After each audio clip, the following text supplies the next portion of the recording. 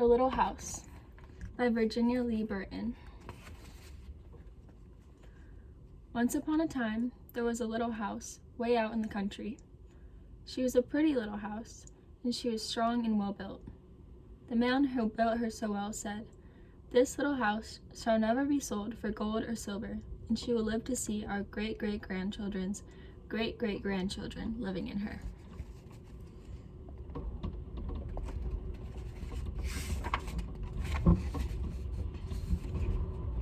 The little house was very happy as she sat on the hill and watched the countryside around her. She watched the sun rise in the morning and watched the sun set in the evening. Day followed day, each one a little different from the one before, but the little house stayed just the same.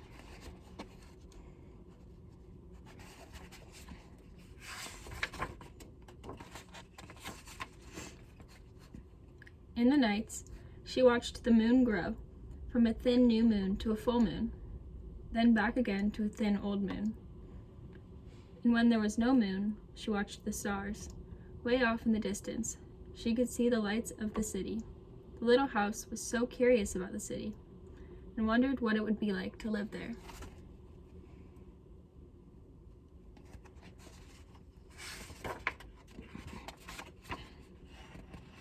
Time passed quickly for the little house as she watched the countryside slowly change with the seasons. In the spring, when the days grew longer and the sun warmer, she waited for the first robin to return from the south. She watched the grass turn green. She watched the buds on the trees swell and the apple trees burst into blossom. She watched the children playing in the brook.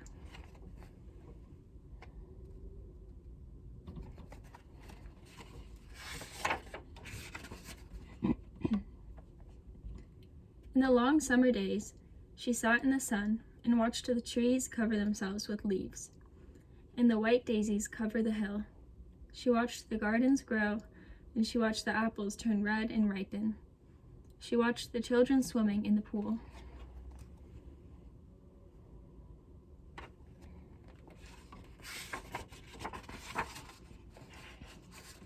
In the fall, when the days grew shorter and the nights colder, she watched the first frost turn the leaves to bright yellow and orange and red. She watched the harvest gathered and the apples picked. She watched the children go back to school.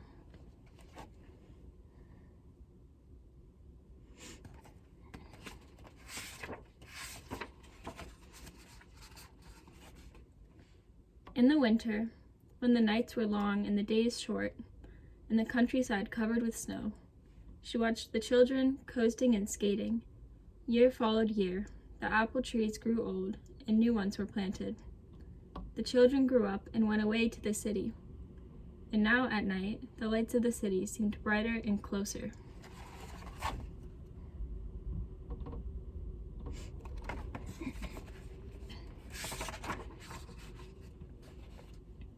One day, the little house was surprised to see a horseless carriage coming down the winding country road. Pretty soon, there were more of them on the road and fewer carriages pulled by horses. Pretty soon, along came some surveyors and surveyed a line in front of the little house. Pretty soon, along came a steam shovel and dug a road through the hill covered with daisies. Then some trucks came and dumped big stones on the road. Then some trucks with little stones. Then some trucks with tar and sand.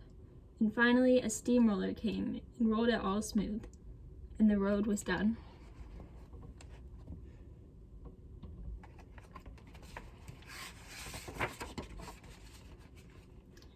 Now the little house watched the trucks and automobiles going back and forth to the city.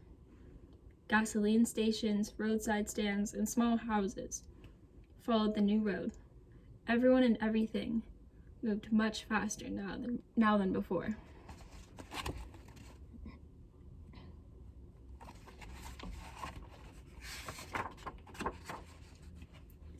More roads were made, and the countryside was divided into lots.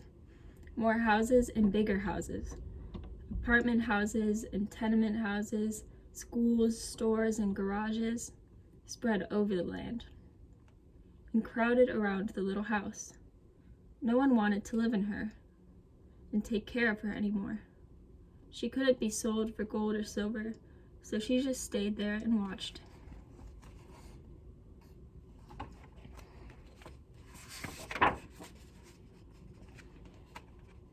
Now it was not so quiet and peaceful at night. Now the lights of the city were bright and very close, and the street lights shone all night.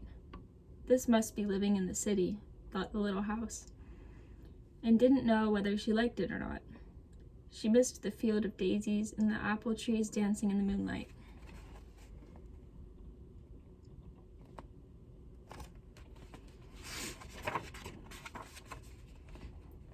Pretty soon, there were trolley cars going back and forth in front of the little house.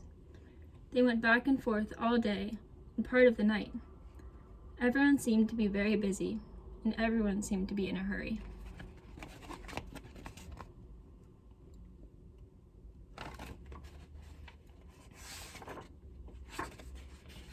Pretty soon, there was an elevated train going back and forth above the little house.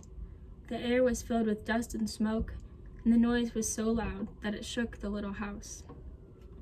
Now she couldn't tell when spring came, or summer, or fall, or winter. It all seemed about the same.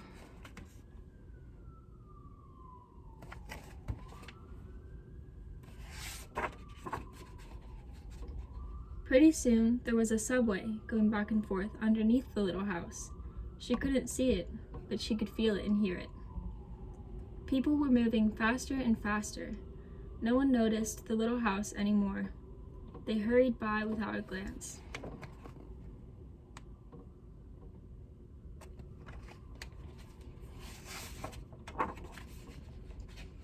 Pretty soon, they tore down the apartment houses and tenement houses around the little house and started digging big cellars, one on each side.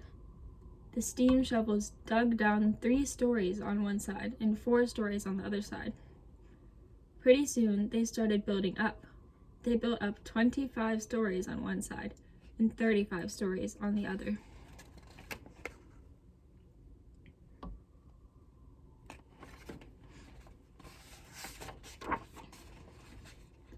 Now the little house only saw the sun at noon and didn't see the moon or the stars at night at all, because the lights of the city were too bright. She didn't like living in the city. At night she used to dream of the country and the field of daisies and the apple trees dancing in the moonlight. The little house was very sad and lonely. Her paint was cracked and dirty. Her windows were broken and her shutters hung crookedly. She looked shabby, though she was just as good a house as ever underneath.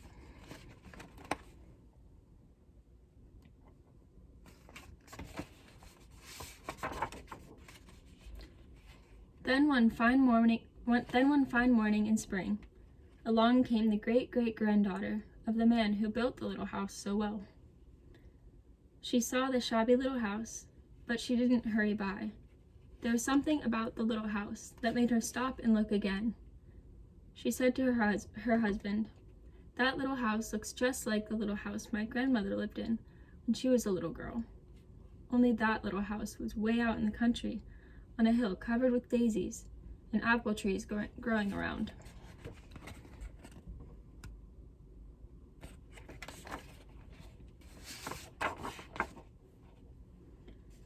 They found out it was the very same house, so they went to the movers to see if the little house could be moved. The movers looked at the little house all over and said, "Sure, this house is as good as ever. She's built so well, we could move her anywhere." So they jacked up the little house and put her on wheels.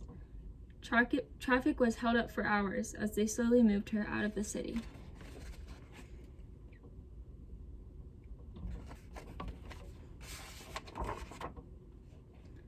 At first, the little house was frightened, but after she got used to it, she rather liked it.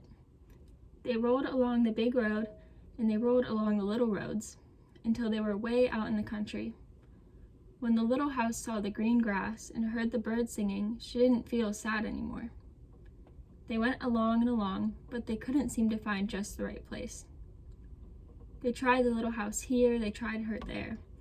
Finally, they saw a little hill in the middle of a field and apple trees growing around. "There," said the great-great-granddaughter. "That's just the place." "Yes, it is," said the little house to herself. A cellar was dug on top of the hill, and slowly they moved the house from the road to the hill.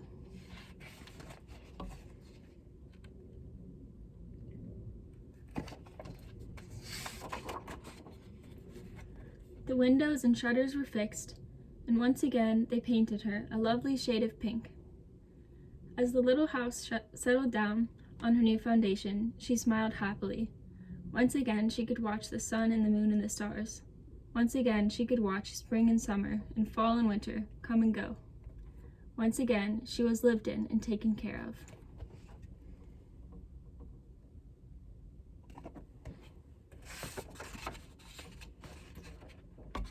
Never again would she be curious about the city. Never again would she want to live there.